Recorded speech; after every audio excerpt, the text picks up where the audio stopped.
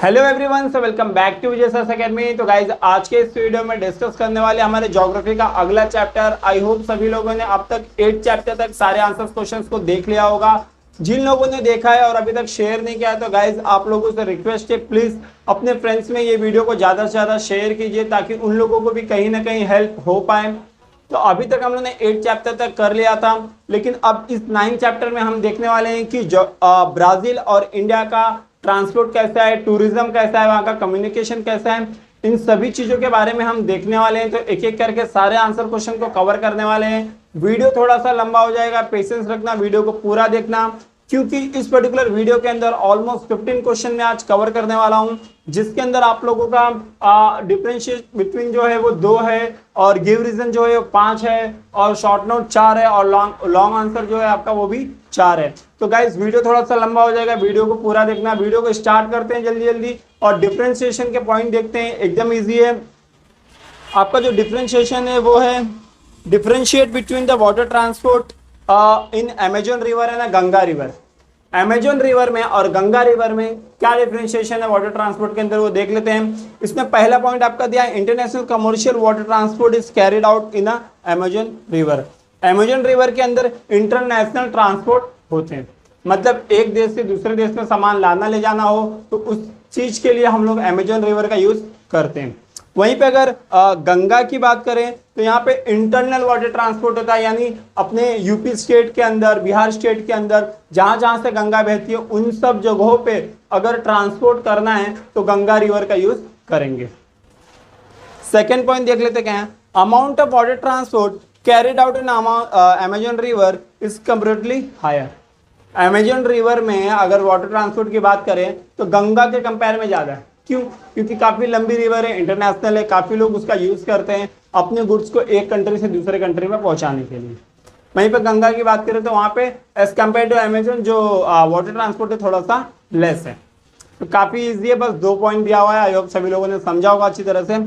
आगे देख लेते हैं, communication in Brazil and communication in India में क्या डिफरेंशिएशन है। Communication system in Brazil is comparatively modern and effective. जो ब्राजील का कम्युनिकेशन है वो काफी मॉडर्न है, बट वहीं पे अगर हम इंडिया की बात करें तो as compare to Brazil India का जो कम्युनिकेशन सिस्टम है, एक दूसरे से किस तरह से हम कनेक्ट होते हैं, वो काफी लो है। लो है इन द सेंस उतना ज्यादा मॉडर्न नहीं है जितना ब्राजील का है। अगला पॉइंट क्या दिया है, in Brazil nearly more than 45% of the total population has access to internet. Brazil के अंदर 45% से ज्यादा लोगों के पास इंटरनेट का एक्सेस है, वो लोग इंटरनेट को यूज करते हैं। But if you talk about the India have just 30%। India के पास 30% पॉपुलेशन ऐसा है जो इंटरनेट का यूज करता है। तो आई होप सभी लोगों को ये चीज अच्छी तरह से समझ में आया होगा। दोनों differentiation exam point of view से इंपॉर्टेंट है, काफी इजी, आप दोनों का दोनों पढ़ोगे, कोई भी चीज इसमें से लीव मत करना। आगे देख लेते हैं कि आपका ज्योग्राफिकल रीजन क्या क्या दिया हुआ है। तो आपका जो पहला ज्योग्राफिकल रीजन है वो क्या है कि eco tourism is develop more in Brazil. Brazil के अंदर इको टूरिज्म बहुत ज्यादा फैला हुआ है। इको टूरिज्म का मतलब क्या होता है पहले समझ लो कि इको टूरिज्म मतलब होता है आप टूरिज्म तो लाओ बट अपने एनवायरनमेंट को अफेक्ट ना करो। तो बेसिकली इसमें 3 पॉइंट दिया, अच्छी तरह से देखेंगे। पहला पॉइंट क्या है, वहां पे व्हाइट सैंड बीचेस है, सीनिक सी कोस्ट है, ब्यूटीफुल आइलैंड्स है, एवरग्रीन डेंस फॉरेस्ट है, और वैरायटी ऑफ स्पीसीज है, बर्ड्स हैं, एनिमल्स हैं। मतलब वहां पे आपके पास अच्छे बीचेस है, अच्छी अच्छी जगहें घूमने के लिए, सीनिक जगहें घूमने के लिए। ये सारी चीजें जो है टूरिज्म को अट्रैक्ट करती हैं, काफी लोगों को बाहर की कंट्री से ब्राजील में लेके आती है। सेकेंड पॉइंट क्या गया है कि ये जो इंक्रीज टूरिज्म है इसके वजह से बहुत सारे पॉल्यूशन होने के चांसेस होते हैं। बट ब्राजील कहीं ना कहीं इस चीज पे रोक लगाता है कि ब्राजील के अंदर किसी भी तरह का पॉल्यूशन ना हो, ये टूरिज्म के होने के वजह से। Therefore it is necessary to control the harmful effect of the increase tourism. ये बहुत ज्यादा जरूरी है कि टूरिज्म बढ़ने की वजह से जो भी पॉल्यूशन हो रहा है उस चीज को कहीं ना कहीं ब्राजील को कंट्रोल करना पड़ेगा। थर्ड पॉइंट क्या है, promoting tourism as well as protecting environmental balance is equally essential. अब टूरिज्म को तो आप प्रमोट कर सकते हो आप, लेकिन साथ ही साथ आपको एनवायरनमेंट को किस तरह से कंट्रोल करना है, ये चीज को भी आपको प्रमोट करना बहुत ज्यादा जरूरी हो जाता है। तो गाइज बहुत इजी था आंसर, आई होप सभी लोगों को समझा होगा। जाते हैं अगले क्वेश्चन पे। अगला क्वेश्चन क्या दिया हुआ है, internal waterways are not developed in Brazil. Brazil के अंदर इंटरनल वाटरवेज यानी नदियों का उपयोग नहीं होता गुड्स को ट्रांसपोर्ट करने के लिए। ऐसा क्यों होता है? इसका एकदम सीधा सिंपल रीजन है कि वहां का जो टोपोग्राफी है, वहां का जो टोपोग्राफी है वो उतना अच्छा नहीं है। तो इसमें पहला पॉइंट आपका क्या दिया है कि ब्राजील के अंदर जो भी नदियां बहती हैं उनका डिस्चार्ज ज्यादा है, मतलब उनके अंदर पानी बहुत ज्यादा आता है, जिसके वजह से उनका रिवर का फ्लो काफी स्पीड है, और स्पीड वाले वाटर के अंदर हम लोग ट्रांसपोर्ट नहीं कर सकते। कभी भी नदी का पानी स्लो हो या फिर मॉडरेट स्पीड हो तब हम उसके अंदर वो वाटर ट्रांसपोर्ट इजीली कर सकते हैं। सेकेंड पॉइंट क्या है, रिजिड टोपोग्राफी है, टोपोग्राफी अच्छा नहीं है, बहुत सारे जगहों पे रिवर बेसिन ढंग का नहीं है, वहाँ पे many area near the river are inaccessible. Brazil में क्या होता है कि बहुत सारे ऐसे भी जगह हैं ब्राज़ील के अंदर जहाँ पे जो रिवर वाटर है वहाँ तक पहुँचना पॉसिबल नहीं है, वहाँ तक पहुँच पाना पॉसिबल नहीं है। इसका पहला पॉइंट ये सब रीजंस है जिसके वजह से ब्राज़ील में इंटरनल वाटरवेज उतना ज़्यादा डेवलप नहीं है एज कंपेयर टू इंडिया। अगला क्वेश्चन क्या है, dense network of railway has developed in a north plain of India. तो ये जो इंडिया का नॉर्थ प्लेन है, इंडिया का ये जो नॉर्थ प्लेन है, ये पूरे के पूरे नॉर्थ प्लेन के ऊपर अच्छा खासा रेलवे नेटवर्क डेवलप हुआ है। ऐसा क्यों? तो पहला पॉइंट क्या दिया है कि north Indian plains are the low lying and there are not many hills in this reason.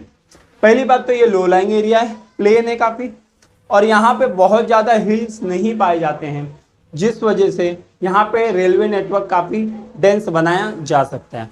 दूसरा रीजन क्या है, यहाँ पे एग्रीकल्चर, ट्रेड, कॉमर्स काफी ज्यादा मात्रा में किया जाता है, जिस वजह से यहाँ पे रेलवे नेटवर्क बनाना बहुत ज्यादा जरूरी हो जाता है। तीसरा पॉइंट क्या बोला उन्होंने बोला need for transport good as well as the need for passenger transport is very high in this region. देखो अब ज्यादा लोग वहां रहेंगे क्योंकि ट्रेड, कॉमर्स, एग्रीकल्चर सारी चीजें हो गई है, तो ज्यादा लोग भी वहां रहेंगे। जब ज्यादा लोग वहां रहेंगे तो वहां पे जो ट्रेन है वो ट्रांसपोर्टेशन के लिए भी ज्यादा यूज होगी, वहीं पे पैसेंजर्स के लिए भी ज्यादा से ज्यादा यूज होने वाली है। इस वजह से इंडिया के नॉर्थ प्लेन पे ज्यादा से ज्यादा ट्रांसपोर्टेशन वाला सिस्टम देखा जाता है। आई होप इजी था, समझ में आया होगा। काफी इजी है क्वेश्चन आंसर इसका, सिर्फ बड़ा है बट आप चीजों को एक बार समझोगे तो आसानी से लर्न हो जाएगा। आगे है अगला क्वेश्चन जो आपका है वो है we rely on the sea route for the international trade. Sorry, आपका एक क्वेश्चन छूट गया। Development of transport is important for the country's progress. सीधी बात है, इंपॉर्टेंट क्वेश्चन भी आपका कि किसी भी कंट्री का जो डेवलपमेंट है वो ट्रांसपोर्टेशन करने से ही होगा, मतलब इंपोर्ट एक्सपोर्ट आप करोगे तब आपका कंट्री का प्रोग्रेस होगा। सही बात है, क्योंकि आप जब भी सामान बाहर बेचते हो तो बाहर से पैसा आपके देश में आता है, कहीं ना कहीं आपके देश के लिए वो बहुत ज्यादा जरूरी हो जाता है। क्या है, transport system help in transporting goods from one place to another place, it is increases the mobility of the people. जब आप चीजों को एक जगह से दूसरी जगह ट्रांसपोर्ट करते हो तो वहां पे लोगों में मोबिलिटी आती है, मतलब लोग एक जगह से दूसरी जगह जाते हैं। सेकेंड पॉइंट क्या है, transport facilitates growth of agriculture, mining, fishing, tourism, banking. जब आप ट्रांसपोर्टेशन करते हो कहीं ना कहीं एग्रीकल्चर का ग्रोथ होता है, टूरिज्म का ग्रोथ होता है, माइनिंग का ग्रोथ होता है, फिशिंग का ग्रोथ होता है, इन सब चीजों का ग्रोथ होता है। थर्ड पॉइंट क्या दिया है, transport system facilitate internal as well as international trade in commerce. International trade हो या फिर इंटरनल ट्रेड हो, दोनों में ही काफी बढ़ावा मिलता है अगर आप ट्रांसपोर्टेशन करते हो तो। Therefore development of the transport is very important. इसलिए हम बोल सकते हैं कि ट्रांसपोर्टेशन बहुत ज्यादा जरूरी है किसी भी कंट्री को डेवलप करने के लिए। अगला क्वेश्चन क्या है, we rely on the sea route for the international trade. जब भी आप इंटरनेशनल ट्रेड करो, अपने देश से दूसरे देश में सामान भेजोगे, तब ज्यादातर पानी यानी सी रूट का प्रयोग किया जाता है। Sea route, we use sea route for the international transportation. Why we use sea route only? First point is it is the cheapest mode of transport. काफी सस्ता है as compare to other. Railway ले लो, air ले लो, और कोई भी transportation ले लो, रोड ले लो, इन सबके कंपेयर में जो सी ट्रांसपोर्ट है काफी चीप है, पहला पॉइंट। दूसरा पॉइंट, आप कोई भी बल्कि सामान अगर आपको भेजना है, बहुत ज्यादा वजन सामान भेजना है, तो आप क्या कर सकते हो, सी रूट का प्रयोग कर सकते हो। देखो सामान इंटरनेशनली जा रहे हैं, तो अभी आप पूरा का पूरा बड़ा वाला एक शिप भेजोगे, कंटेनर भेजोगे, उसके अंदर काफी सामान भेजोगे, छोटा मोटा सामान आप सी रूट से तो भेजने वाले नहीं हो। और इंटरनेशनल भेज रहे हो तो एक पीस तो भेजोगे नहीं, आप पूरा का पूरा लॉट भेजोगे। तो लॉट भेजने के लिए आपको सी रूट अच्छा है, क्योंकि बल्कि और वजन सामान ले जाने के लिए सी रूट काफी ज्यादा इंपॉर्टेंट होता है। अगला देखते हैं, हमारा जो शॉर्ट नोट है, अभी ये ज्योग्राफिकल गिव रीजन तो इतना ही था, 5 कवर कर लिया, शॉर्ट नोट भी 4 दिया है, वो भी देख लेते हैं। पहला क्या है, मॉडर्न मीन्स ऑफ कम्युनिकेशन। क्या है मॉडर्न मीन्स ऑफ कम्युनिकेशन? ये काफी इजी है कि जो भी कम्युनिकेशन आज के डेट में होता है उसमें मॉडर्न टेक्नोलॉजी का यूज होता है, चाहे वो इंटरनेशनली हो या फिर इंटरनल हो। सच कंप्यूटर, मोबाइल, इंटरनेट, सैटेलाइट, इन सारे डिवाइसेस का यूज आजकल होने लगा है किसी भी प्रोडक्ट को बाहर के देश में बेचने के लिए। सेकेंड क्या है, modern means of communication are comparatively less costly and more effective. ये कम कॉस्टली होता है और ज्यादा इफेक्टिव होता है अगर मॉडर्न मीन्स ऑफ कम्युनिकेशन की बात करेंगे तो, क्योंकि ज्यादा से ज्यादा ये चीजें रहेंगी, हम आसानी से बाहर के देश में भेज सकते हैं अगर हमने मॉडर्न टेक्नोलॉजी का यूज किया तो।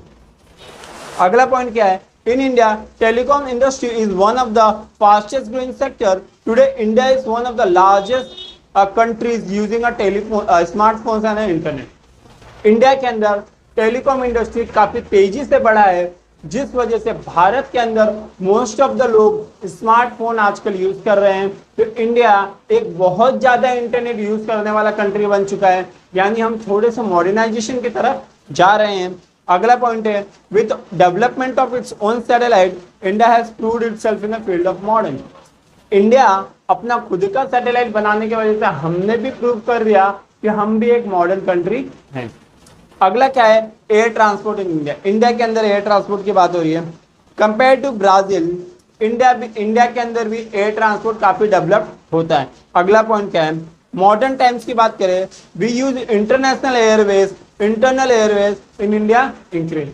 इंटरनेशनली भी हमने बढ़ाया है चीजों को और इंटरनल भी चीजों को बढ़ाया है। यानी क्या हो रहा है कि चीजें बहुत ज्यादा बढ़ के सामने आ रही है और हमारे लिए कहीं ना कहीं बहुत ज्यादा यूजफुल होने वाली है, क्योंकि इंटरनल ट्रांसपोर्ट जो है हमारे देश के अंदर का ट्रांसपोर्ट है और हमारे देश का बाहर का ट्रांसपोर्ट है। इंटरनेशनल हो या फिर नेशनल हो, दोनों ही चीजें काफी तेजी से बढ़ी हुई है। अगला पॉइंट है, major airport in India located in Mumbai.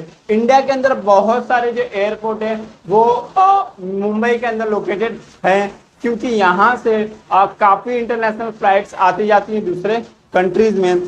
Today the major cities in India are interconnected by the internal airways and the cities are connected. बहुत सारे सिटीज है, बहुत सारे स्टेट है इंडिया के अंदर जो इंटरनेशनल एयरपोर्ट से भी कनेक्टेड है और इंटरनली भी वहां पे प्लेन का आना जाना लगा रहता है, जो कि बहुत ज्यादा अच्छा और इम्पोर्टेंट आप इसको कह सकते हो। आपका अगला क्वेश्चन है वो है क्वेश्चन नंबर 3, जो आपका शॉर्ट नोट है वो क्या है, correlation between psychographic internal Airways. Psychographic और इंटरनल एयरवेज में किस वाटरवेज में किस तरह का कनेक्शन होता है, क्योंकि आप लोगों को पता है कहीं ना कहीं टोपोग्राफी बहुत ज्यादा इंपॉर्टेंट है किसी भी कंट्री का इंटरनल वाटरवेज दिखाने के लिए, क्योंकि कहीं पे रिजिड टोपोग्राफी होगा, अच्छा टोपोग्राफी नहीं होगा, जो रिवर सिस्टम में बहुत फास्ट होगा, काफी वाइड नहीं होगा। ये सब कारण है कि इंटरनल वाटरवेज कर पाना इम्पॉसिबल है। तो स्पीडी डिस्चार्ज ऑफ वाटर, कहीं पे वाटरफॉल गिर रहा है, कहीं पे रिवर का क्रिक जो है काफी पतला है, जिस वजह से वहां पे वाटर ट्रांसपोर्ट पॉसिबल नहीं होता। अगला पॉइंट क्या है आपका, द प्लेन टोपोग्राफी। वहीं पे अगर दूसरी बात देखें, अगर प्लेन टोपोग्राफी रहेगा, रिवर का जो बैंक है वो काफी अच्छा रहेगा और रिवर काफी वाइड रहेगी, वाटर डिस्चार्ज काफी मॉडरेट रहेगा यानी स्लो रहेगा, इन सब केसेस में ये एक फेवरेबल कंडीशन है जहां पे इंटरनल वाटरवेज इजीली हम लोग यूज कर सकते हैं। फोर्थ पॉइंट क्या है, in India waterways contribute only about 1% of the countries total transportation. India के अंदर की बात करें तो वाटरवेज मतलब जितना भी वाटर ट्रांसपोर्ट होता है इंडिया के अंदर वो लेस देन 1% है। 1% तक का जितना भी ट्रांसपोर्टेशन होता है इंडिया में वो वाटरवेज से होता है। अगला importance of standard time. Standard time क्या होता है? कोई भी कंट्री का जितना भी वो लैटिट्यूडनल जितना बड़ा रहेगा, उसके अंदर ऐसे लंबी लंबी लाइनें आपने देखा होगा, लॉन्गिट्यूड का वो गया रहेगा, तो जितना ज्यादा लाइन देता है उसको हम लोग अलग अलग टाइम जोन बोलते हैं। बट इंडिया के अंदर एक टाइम जोन होके गुजरता है जिसको पूरा इंडिया फॉलो करता है, वही फॉलो करके हम हर जगह का टाइम डिसाइड करते हैं। If a country has a vast longitudinal extent, there will be the great difference between the time of its place located in the eastern and the western part. Eastern and western part का जो longitudinal extent है India का बहुत ज्यादा है। In such a country importance of standard time is most. ऐसे countries में standard time बहुत ज्यादा इंपॉर्टेंट रोल प्ले करता है, क्योंकि स्टैंडर्ड टाइम का दिखाना बहुत ज्यादा जरूरी हो जाता है।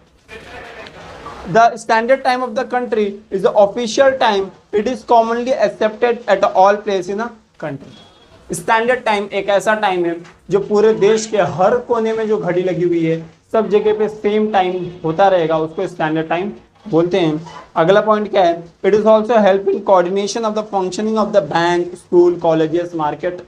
जितनी भी चीजें चलती हैं, स्कूल हो, बैंक हो, हॉस्पिटल हो, सारी चीजों की जो घड़ी होती है उसमें सब जगह पे सेम टाइम होता है ताकि प्रॉपर कोऑर्डिनेशन हो सके। तो ये था आपका शॉर्ट नोट। आई होप सभी लोगों को समझा होगा। मैं भी फिर से बता रहा हूँ, वीडियो काफी लंबा होने वाला है, तो पेशेंस रखना।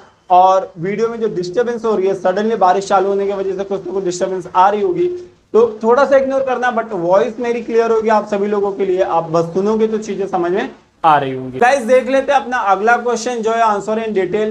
तो हमारा वो लॉन्ग आंसर रहेगा, तो उस लॉन्ग आंसर्स के अंदर हम लोग ऑलमोस्ट 4 क्वेश्चंस कवर करने वाले हैं। तो देख लेते हैं पहला क्वेश्चन क्या है हमारा पहला क्वेश्चन है, विच factors attract more tourist in Brazil. Brazil के अंदर कौन कौन सा ऐसा फैक्टर है जो कि ज्यादा से ज्यादा टूरिस्ट लोग को अपने तरफ अट्रैक्ट करता है। देख लेते हैं पहला पॉइंट क्या है, white and clean sand beaches.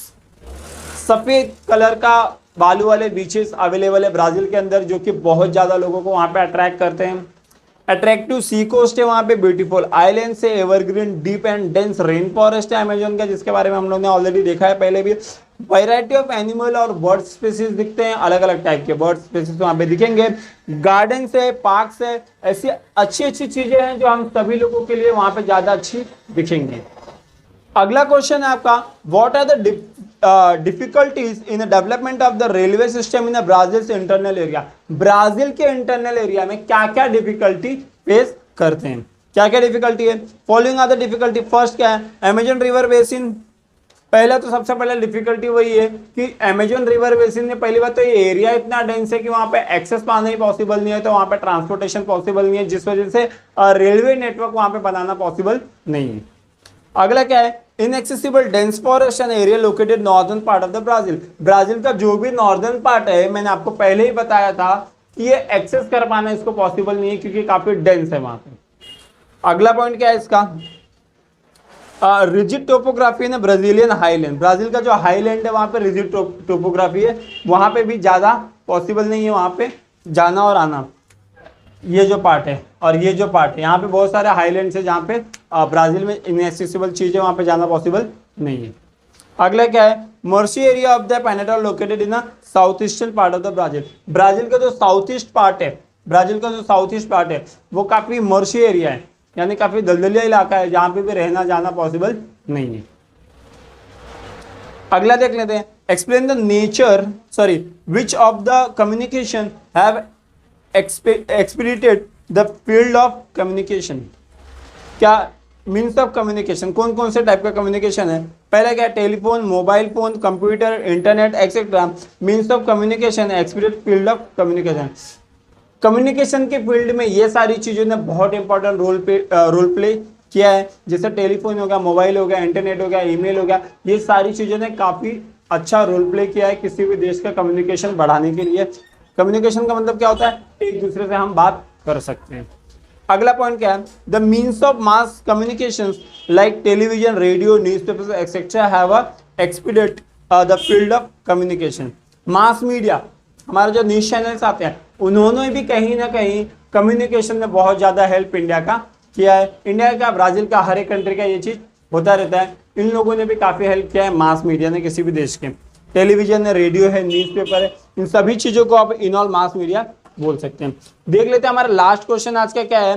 Right a short note on the water transport in Brazil. Brazil के वाटर ट्रांसपोर्ट के ऊपर एक शॉर्ट नोट लिखना है आपको। क्या है? Waterways have been developed in a commercial basis for the mouth of the river Amazon from the mouth of the river Iquitos in Peru.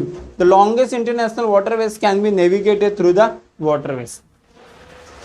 जो लॉन्गेस्ट अगर नेविगेटेड रूट आपको कवर करना है तो कहीं ना कहीं आप ब्राजील में ये कर सकते हो और अमेजन रिवर को यूज करके कर सकते हो। Mouth of the river Amazon from the mouth of the river Ecuador. Amazon river से दूसरे रिवर के माउथ तक आप जा सकते हो। अगला पॉइंट क्या है? Water transport also carried out इन Parana river. Water transport Parana river में भी किया जाता है। Downstream of the CO Francisco river use for navigation for nearly distance about 250 kilometre. CO Francisco river है 250 किलोमीटर की दूरी, उसके अंदर आप आसानी से तय कर सकते हो अगर आप उसके अंदर शिप चलाते हो तो। अगला पॉइंट क्या है? Coastal shipping is carried out in coastal area of Brazil. Brazil के जो कोस्टल पार्ट है, जो किनारा है, जो किनारे वाला पार्ट है, वहाँ पे कोस्टल शिपिंग होता है। वहाँ पे बहुत सारे बंदरगाह पोर्ट होंगे जहाँ पे नाव को इजीली आप पार्क कर सकते हो, सॉरी आप एंकर कर सकते हो। तो आई होप सभी लोगों को ये चीज अच्छी तरह से समझ में आया होगा। लेक्चर थोड़ा सा फास्ट में बोलता हूँ, आप स्लो कर सकते हो, आप रिपीट कर सकते हो, आसानी से वीडियो को देख सकते हो। क्योंकि अगर मैं बहुत ज्यादा स्लो जाने लाऊंगा तो वीडियो ऑलमोस्ट 1 आवर का हो जाएगा और जिसे कोई भी नहीं देखेगा। तो गाइस वीडियो को ज्यादा से ज्यादा शेयर करना अपने दोस्तों के बीच में, चैनल को सब्सक्राइब कर लेना। आपका ज्योग्राफी पूरी तरह से हर एक चैप्टर के आंसर क्वेश्चन खत्म हो चुके हैं। इसका मैपिंग वाला पार्ट मैं अलग से कराऊंगा जो आपके बोर्ड एग्जाम के लिए बहुत ज्यादा इंपॉर्टेंट रहेगा। अभी जल्दी आपके लिए इस पे हिस्ट्री का भी सीरीज चालू होने वाला है। हिस्ट्री के सारे आंसर क्वेश्चन को आपको मैं एक्सप्लेन करके दूंगा। हिस्ट्री में क्या होगा कि आंसर क्वेश्चन में आपको सिर्फ एक्सप्लेन करूंगा, उसमें बोर्ड्स का यूज बहुत कम होगा क्योंकि उसमें कोई भी मैप, कोई भी रिवर, कोई भी चीज ऐसी दिखानी नहीं है, बस आपको इंफॉर्मेशन देना है। स्टार्टिंग के 3 चैप्टर्स के आंसर क्वेश्चन अच्छी तरह से समझना और याद करवाने की कोशिश करूंगा। पॉइंटर लिखूंगा सिर्फ बोर्ड पे, आपको अच्छी तरह से इसको याद करना है। अभी की वीडियो में बस यहीं तक रखता हूँ, मिलता हूँ अगले वीडियो में। तब तक के लिए bye bye, take care, study well at home and do well in examination.